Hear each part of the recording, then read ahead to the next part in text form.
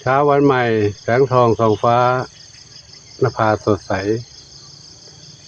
ณท้องทุ่งพุทธสถานวัดปงชัยตำบลบ้านสาอำเภอแจ้ห่มจังหวัดลำปาง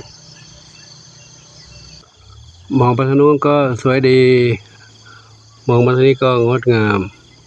พืชสวนพืชไร่กำลังเขียวกระจีเจริญเติบโตขึ้นทุกวันเ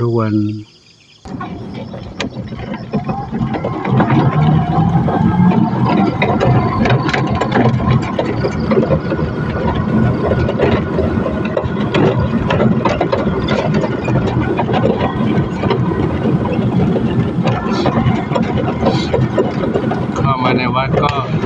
ร่มรื่นร่มเย็น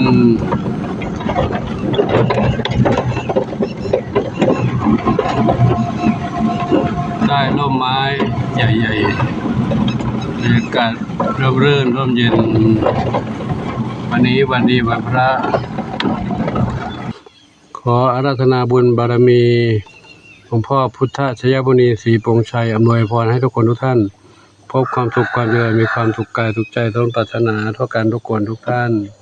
สาธุก็ไก่รอหลวงปู่อยู่ตรงนี้การมะเหมียวมาแล้วบุญนำนี่ใครทองอ่อนแพนด้าเทาขาวใหญ่เทาขาวใหญ่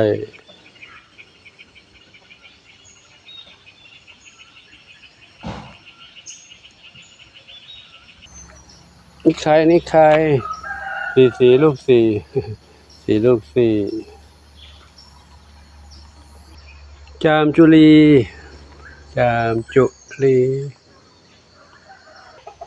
เจนวรัตน์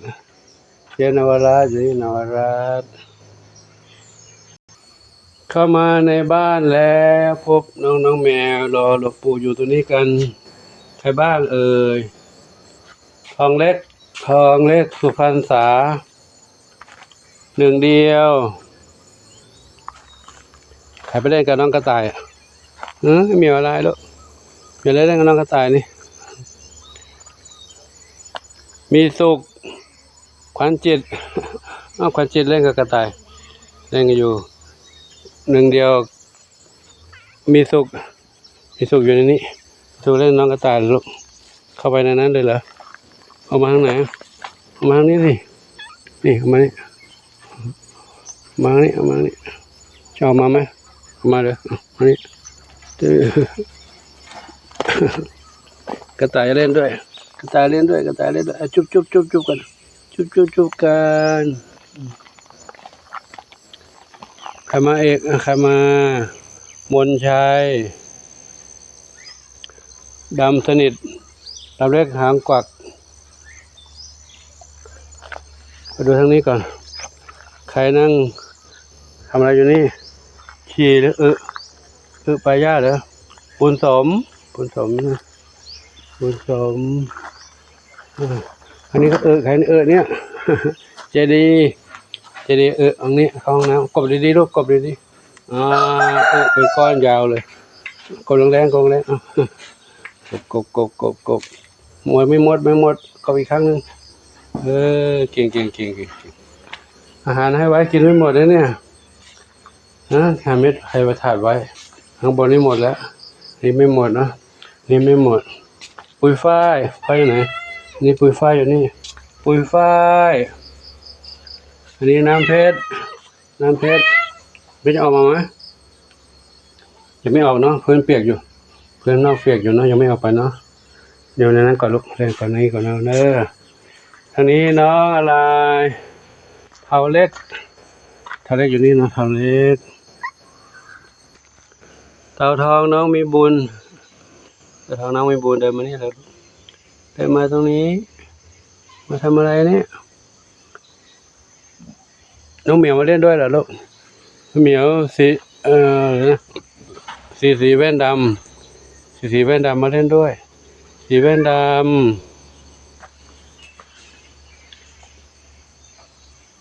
มีสุข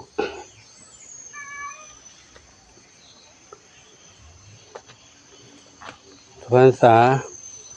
เจดีขวัญจิต ดำเล็กหางกวักหนึ่งเดียวดำสนิทใช่เพชรดำน้อยเอาปูอาหารมาให้ไว้กินไม่หมดกันนี่เพชรดำน้อยอยู่นี่ใครอยู่บนนั้นใครอยู่บนนั้นดวงฤดีดวงฤดีดวงฤดีนอนอยู่นี่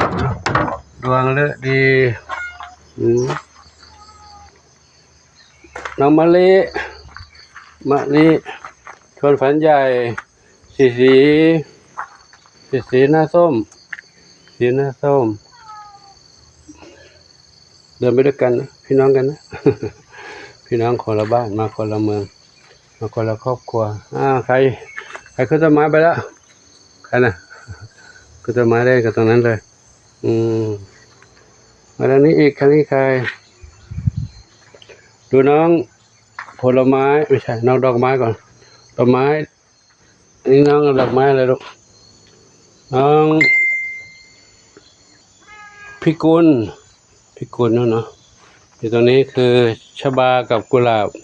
เดี๋ยวรอลูกเลยรอวันที่เท่าไหร่ยังไม่ได้นัดหมอเลยไปทำหมันเนาะอีกสัปดาห์นี้แหละเนาะแต่ว่ายังไม่มีงบประมาณรอก่อนนะลูกเด้อทำหมันแล้วจะปล่อยออกมานะลูกนะเดี๋ยวไปดูทางนี้ก่อนดูน้องผลไม้ก่อนน้องผลไม้ไม่อ้อนอย่างปูนี่ ชวนฝันใหญ่กับสีหน้าส้มตัวเล็กไปดูน้องผลไม้ก่อนผลไม้ทั้งห้าอยู่ในนี้ผลไม้ทั้งห้า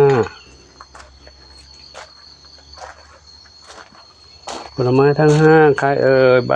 บ้างโอ้เก่งเนี่ยเก่งนางเล็กน้อยนาพุทรามังคุดละมุดลำใหญ่อยู่กันสมบูรณ์ดีนะเดี๋ยวปูมา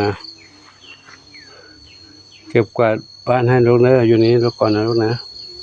นี่ก่อนเนาะปูเพิ่งจะกลับจากบิณฑบาตมาเนาะเดี๋ยว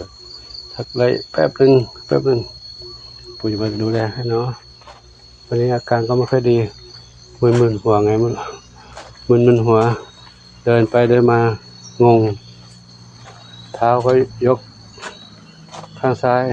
รู้สึกไม่ค่อยจะยกอ่อนแรงเท้าจะอ่อนแรงนี่เดินเซ่หน่อยเป็นหัวมันเป็นหัวหันไปหันมาเร็วๆไม่ได้เป็นหัวเลยหลวงปู่ขอยุติที่นี่ไว้ที่นี่ก่อนนะขออนุโมทนากับทุกท่านที่ได้รับชมรับทราบเรื่องราวต่างๆของชีวิตการเป็นอยู่ของน้องเหมียวน้องหมาน้องไก่น้องเต่าน้องกระต่ายเด็กวัดพงชัยน้องหมายังคงไม่ได้ดูวันนี้คลิปนี้เนาะอยู่ข้างนอกนู้นนะถ้าไปแล้วเขาจะเจ้าตอนนี้นอนหลับอยู่เมื่อเช้าก่อนออกบิณฑบาตก็เอาอาหารวางไว้ให้เขากินแหละเพื่อว่าหลวงปู่มีเหตุอะไรที่กลับมาไม่ทันเขาก็จะได้กินกันเนาะถ้าน้องเหมียวน้องหมาละให้ไว้แล้วน้องเหมียวก็ให้อาหารเม็ดไว้น้องหมาก็ให้อาหารเม็ดไว้เหมือนกันเพราะว่าหลวงปู่เดินไประยะไกลแล้วก็สุขภาพก็ตอนนี้ก็ถือว่าอ่อนเพลียนิดหนึ่งก็เลยจัดอาหารไว้ทุกวันเตรียมพร้อมไว้อยู่แล้วให้เขาได้กินก่อนออกเดินไปบิณฑบาตก็กลับมาด้วยความปลอดภัยดีแล้วเดี๋ยวก็วันนี้คงจะต้องพักสักแป๊บเพราะว่ามันมึนหัวกับงงคิดอะไรไม่ออก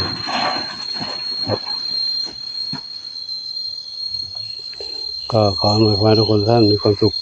ความเจริญมีความสุขกายสุขใจปรารถนาที่ใดขอได้ทุกความมุ่งมั่นปรารถนาทุกการทุกคนทุกท่านเถิดสาธุอายุวันโนสุขังพระลัง